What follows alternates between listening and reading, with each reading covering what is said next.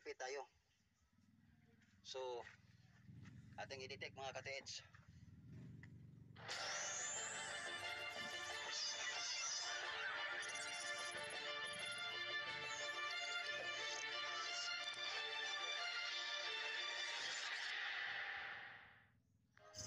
So ito mga ka-TH, check detect natin mga ka-TH.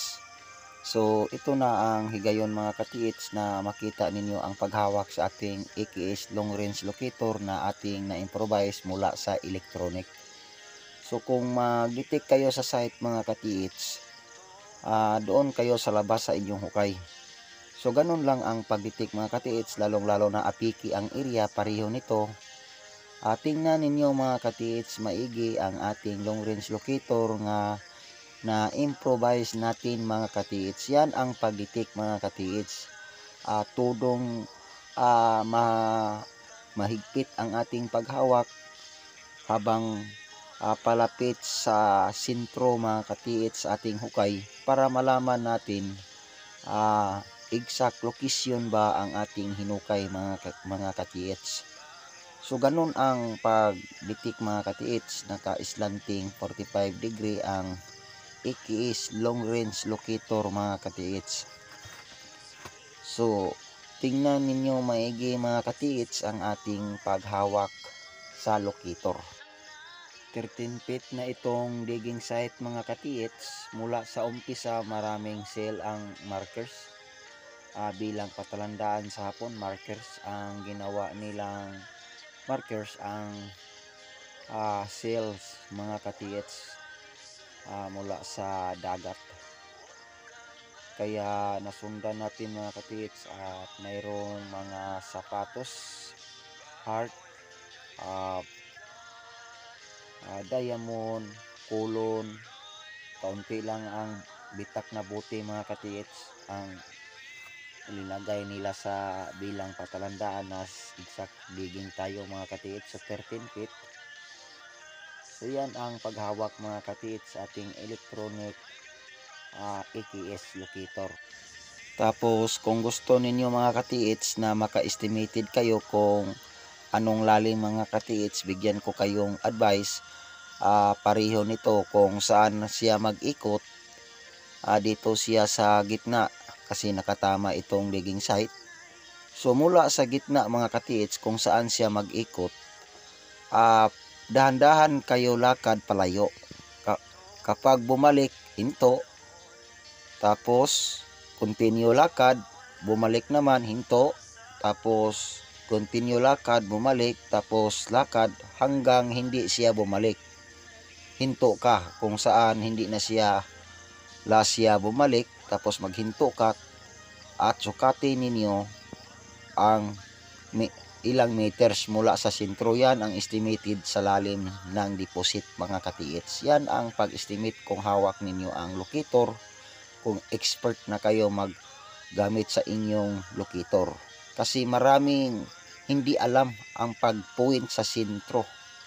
Mula sa inikutan, distance pa lang 15 meters, 10 meters doon, iikot na ang ilang locator at tapos magsabi, malaki ito sir, mula dito, ikot na hanggang dito, hanggang umabot na sa sentro kunuhay, mas lalong malakas ang ikot. Hindi yan totoo mga ka-TH, pinatuyangan lang nila ang ilahang pulso paghawak sa kamay. Hinunua kung natukoy na ninyo ang sentro, pareho nito, palayo kayo agad. Tapos balik kayo point sa sentro, dahan-dahan palakad. Mahigpitan ninyo ang hawak ang inyong AKS locator. Tapos pag saan siya unang umikot, stop agad ka. Lagay kayo ng bato. Tapos magsimi-circle ka, tapos sa north naman ka.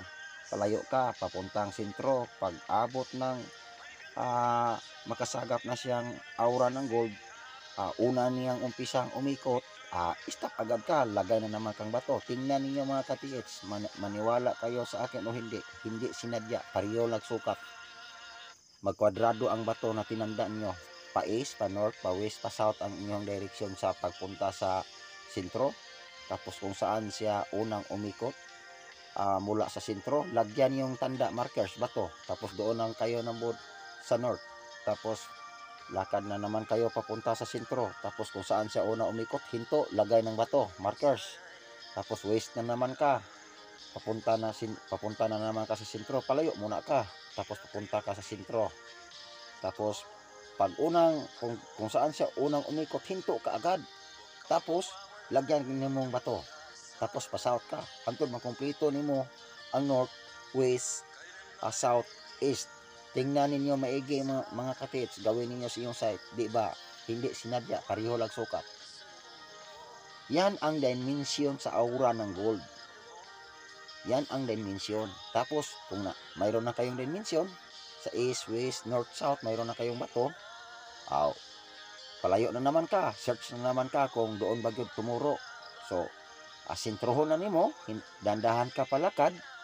Tapos lakad ka hanggang makapasok ka sa dimension na nalagyan nimong bato. Alam na natin ang sentro nasa sulod sa dimension, sa aura ng gold. Yan ang sentro. Gawin ninyo ang aking sinabi. Kung malakas ang inyong EKS long range locator, kailangan ninyo mga katiits na inyong i-upgrade. Kasi ang long range locator na mga mamahalin, lahat ng klaseng long range locator, sabi ko, ang mga gadget malakas sa decoy, malakas sa highly minerals sa lupa, highly minerals sa bato, lalong-lalo na high grade ang area. Kung hindi high grade ang area ang binaunan sa hapon, may tendency masagap ninyo ang gold kung saan nakatago sa ilalim sa lupa, mapuwin sa inyong EKS. Pero kadalasan, ang ilalim ng lupa mayroong mga klaseng minerals. Ang ating mga EKS long range locator, kung hindi ninyo i-upgrade, malakas yan sa highly minerals. Kaya magtaka kayo, unang detect ninyo nandito, hukay kayo. Tapos pagbalik ninyo kinabukasan, iba naman ang galaw sa iyong locator, magsabi na, dito pala, wala man dito. Magsabi ang kasama ninyo, bakit kagahapon dito tumuro, yan hinukay natin. Yan ang masabi sa mga noong unang mga treasure hunter na walang alam na sabi nila, gilamat na sila sa engkanto. Hindi yan. Alam ba ninyo kung inipolize ang inyong locator? Manipolize ang inyong locator kung lalong hindi kayo marunong humawak, hindi kayo marunong mag-detect. Tapos makasabi kayo na engkanto na, nalamat na. Kasi ang hukay niyo naabot na kayong 15 feet, tapos wala na siya tumuro, nasa tabi na naman siya ang tumuro ang inyong EKS long range locator. Yan ang dahilan na highly minerals ang nadetect niya. Mga anti-decoy, lalong-lalo na maraming anti-decoy linagay ang hapon sa areas, doon sasagap ang inyong mga gadget. Kaya kailangan i-upgrade para center yun kayo sa paghukay. Kung saan mag-detect, doon na ang vertical, wala nang reading sa ilalim na baka mag-drifting ta. Ang inyong halang bantayan ang marker sa poison, marker sa bomb kung mayroon man. Dubling ingat at kailangan eksakto kayong financing, eksakto kayong kakayahan mga tropa ninyo sa paghukay. Kasi yan ang kadalasan. Sa umpisa pa lang malakas ang paghukay, excited, pero maabot ng 20-30 feet, unti-unti nang mapagod ang mga tropa. Yan ang unang pagsubok sa mga treasure hunter. At hanggang manarbaho na, maghanap ng hanap buhay ang mga tropa kasi malalim na, pagod na, mayroon ng mga kakulian ang mga katropa, mga kasama ninyo. Hanggang dalawa na lang kayo, isa na lang kayo, wala na, hindi makontinue. Kasi yan ang pagsubok, fighting spirit ang pag-treasure mga katiits. So bigay akong advice ulit, kung saan ang sentro, hawakan mo ulit, hawak ka sa imong locator, tapos dandahan ka palayo kung saan siya unang umikot, bumalik, so hinto ka, tapos posisyon agad, kung saan ka naghinto, continue lakad, kung saan siya tumuro sa sentro, at paglakad mo kaisa, hindi na siya tumuro, yan ang ibig sabihin na ang estimated lalim sa item. So ikalawa na kong advice sa inyo, matukoy na ninyo ang sentro, tapos paglakad dalawa ninyo, tatlo, hindi na siya bumalik, ibig sabihin yan ang mababaw. So ngayon direta sa app ng cellphone. Ang app itong cellphone mga katiits, metal detector, walang provide signal. Kahit saan kayo sa area, makasearch kayo. Kaso lang kayo mga viewers, pag makita ninyo mayroong app na metal detector na free sa cellphone, mag-comment kayo agad. Hindi ninyo tapusin ang video, wala pa kayo nag-subscribe. Itong unang vlog natin mga katiits, 100,000 na kapin nag-viewers. Sa 100,000 kapin nag-viewers, wala gyoy maihap ra ang nag-subscribe.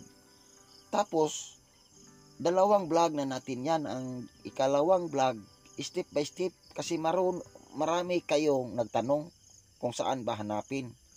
Depende na sa cellphone. Mayroon doon sa Google Chrome, kung wala, doon sa Play Store. I-search niyo dyan. Kung doon kayo sa Play Store, may makita kayo na see all, see more, i-click niyo yan, tapos scroll up. Ang nakahirap ninyo, marami kayong nag-viewers, tapos wala kayo nag-subscribe, kasi dalawang vlog na natin yan. Ang ikalawang vlog, step by step ang ating pag-tutorial. Kaso lang, marami kayong nag-view, pero hindi ninyo natapos, tapos maihap lang sa inyo, kaunti lang sa inyo ang nag-subscribe. Tingnan ninyo ang video, 100,000 kapi nag-viewers, tapos kaunti lang ang nag-subscribe. Paano ninyo makita ang ating vlog, nga dalawang vlog na nito? Hindi ninyo makita kasi nag-view ra kamo, tapos wala ninyo natapos ang pagpanood, tapos wala pa kayo nag-subscribe. Dalawang vlog, ang ikalawang vlog natin nito mga katiits, step by step ang pag-tutorial natin kung paano ninyo ma-search, paano ninyo hanapin. Kaso lang wala kayo nag-subscribe, tapos nag-view ra kamo, tapos ditso ra kamo comment, so hindi niyo makita.